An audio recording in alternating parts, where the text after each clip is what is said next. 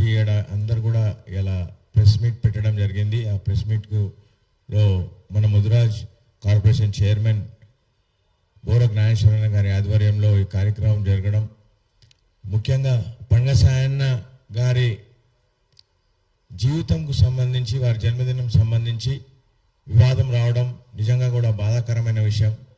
వాస్తవంగా వారి జన్మదినం జరపాలంటే ప్రభుత్వ ఆధారాలు, తర్వాత చరిత్రలో వారి గురించి రాసిన పెద్దలను, తర్వాత ప్రభుత్వం దగ్గర ఉన్న ఆధారాలను తీసుకొని ఒక డేట్ నిర్ణయం చేయాల్సిన అవసరం ఉంది. ఇది ఏ ఒక వ్యక్తియో, ఏ ఒక సంస్థనో, ఏ ఒక రాజకీయ పార్టీయో నిర్ణయించే విషయం కాదు. ఒక మహనీయుడు పండగ సాయన్న, వారి చరిత్ర మన భావితరాలకు తెలపాల్సిన అవసరం మనందరి బాధ్యత. కాబట్టి ఈనాడు ఇక్కడ సమావేశం కావడానికి ముఖ్య కారణం ఏంటంటే, ఇప్పుడు దాదాపు ప్రభుత్వంతో కూడా సంప్రదించడం జరిగింది.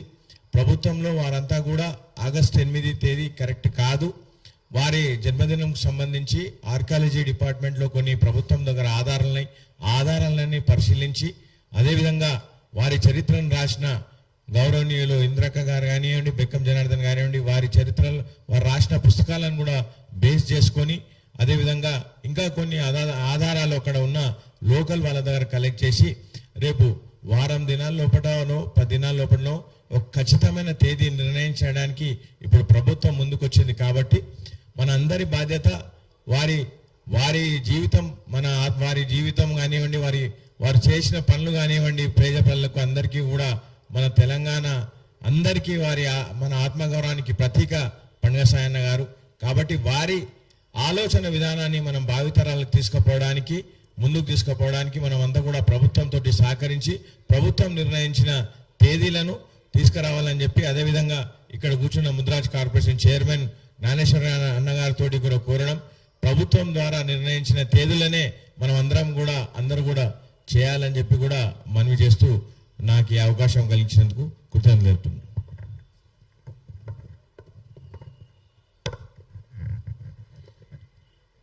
పెద్దలు శంకరన్న ముదిరాజు గారు మాట్లాడవలసిందిగా కోరుతున్నాం.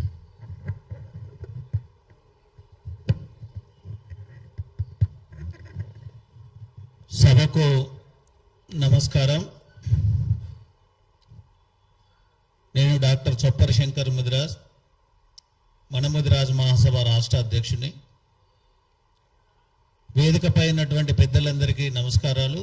వేదిక ముందున్నటువంటి electronic media, print media, social media, ఇతర మిత్రులకు అందరికీ కూడా నమస్కారాలు.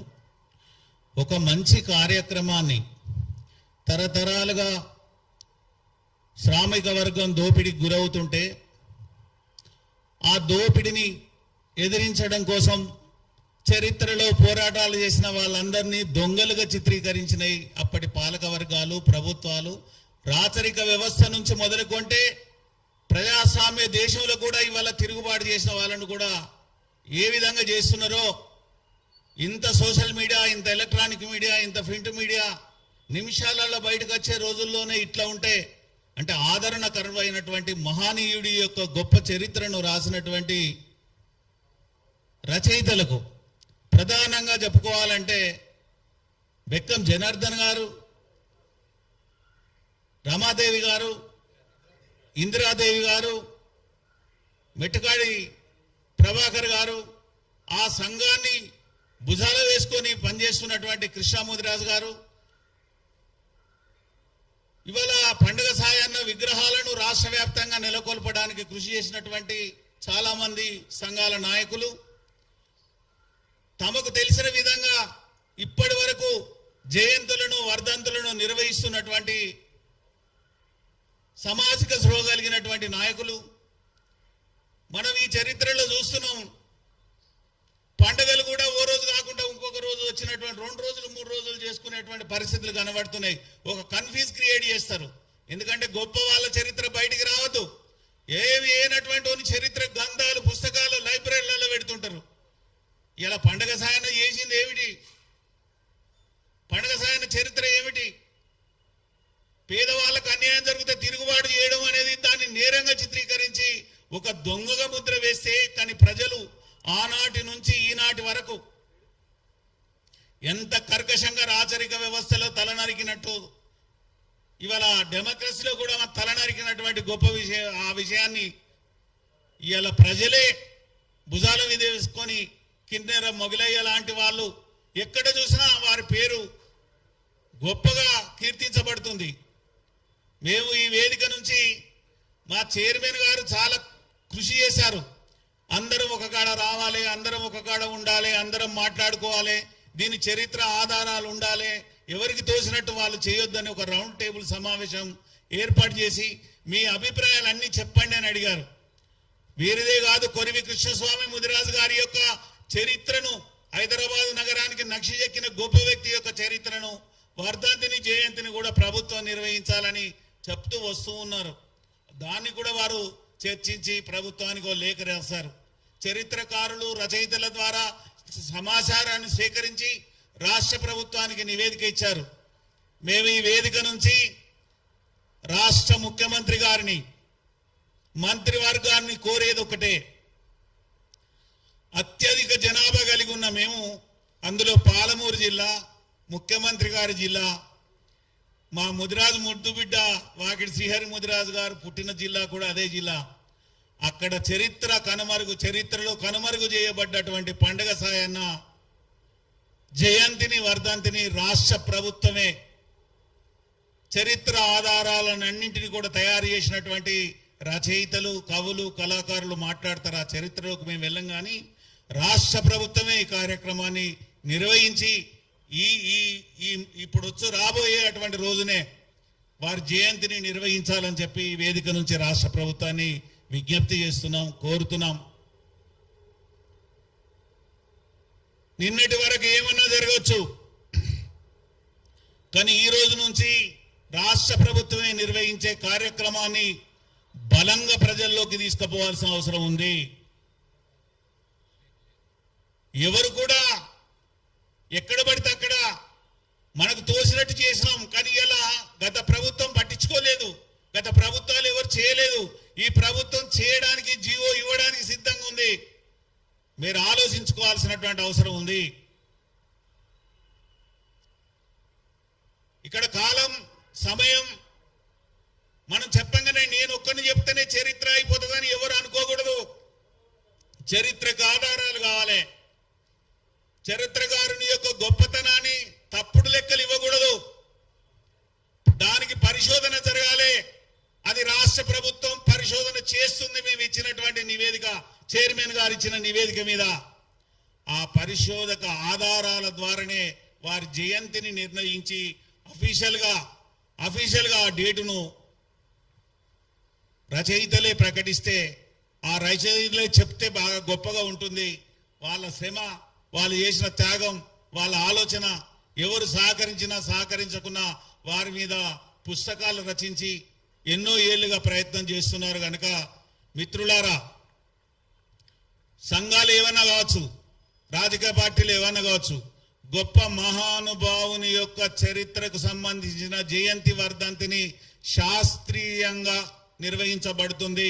నాకు తెలిసిందే వేదం, మాకు తెలిసిందే గొప్ప అనేది అనుకోకూడదు. 10 మంది ఏది నిర్ణయించినా, ప్రభుత్వం ఏది నిర్ణయించినా దానికే కట్టుబడి ఉండాలని చెప్పి కోరుతున్నాం. నిన్న మొన్న జరిగిన లింగాలలో జరిగినటువంటి సంఘటనను మంత్రి గారు చొరవ తీసుకొని, చైర్మన్ గారు చొరవ తీసుకొని, అది ఎక్కడైతే పండగ సాయన్న విగ్రహం పెట్టాలని ప్రయత్నం చేసినారో ఆ ఉన్నటువంటి స్థలము, అక్కడ ఉన్న పరిస్థితి అనుకూలంగా లేదని అధికారులు దానికి వివాదం చేస్తే దాన్ని వెంటనే మార్చి వేరే చోట పెట్టడానికి అనుమతిని కూడా తీసుకొని దాన్ని మంత్రి గారు చొరవ తీసుకున్నందుకు వారికి మా అందరి తరపున, ముదిరాజ్ సమన్వయ కమిటీ పక్షాన, అన్ని సంఘాల తరపున కూడా మంత్రి గారికి, రాష్ట్ర ప్రభుత్వానికి ధన్యవాదాలు తెలియజేస్తున్నాం. ఇంకా మనం చాలా విగ్రహాలు పెట్టుకోవాల్సిన అవసరం ఉంది. వారి జయంతిని, వర్ధంతిని ఘనంగా నిర్వహించుకోవాల్సిన అవసరం ఉంది.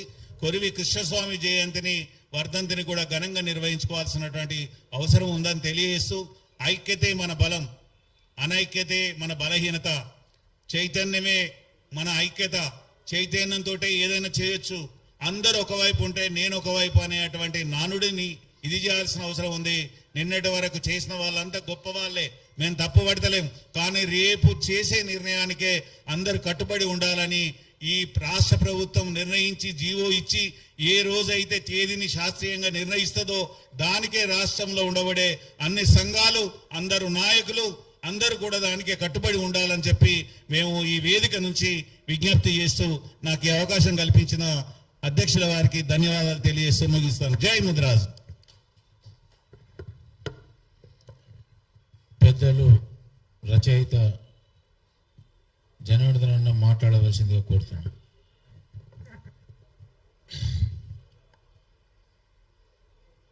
పత్రికా మిత్రులందరికీ కూడా నమస్కారం. మిత్రులారా, మా చైర్మన్ గారు పురా జ్ఞానేశ్వర్ గారి అధ్యక్షన జరుగుతున్న ఈ పత్రికా సమావేశానికి వచ్చిన మీ అందరికీ కూడా స్వాగతం.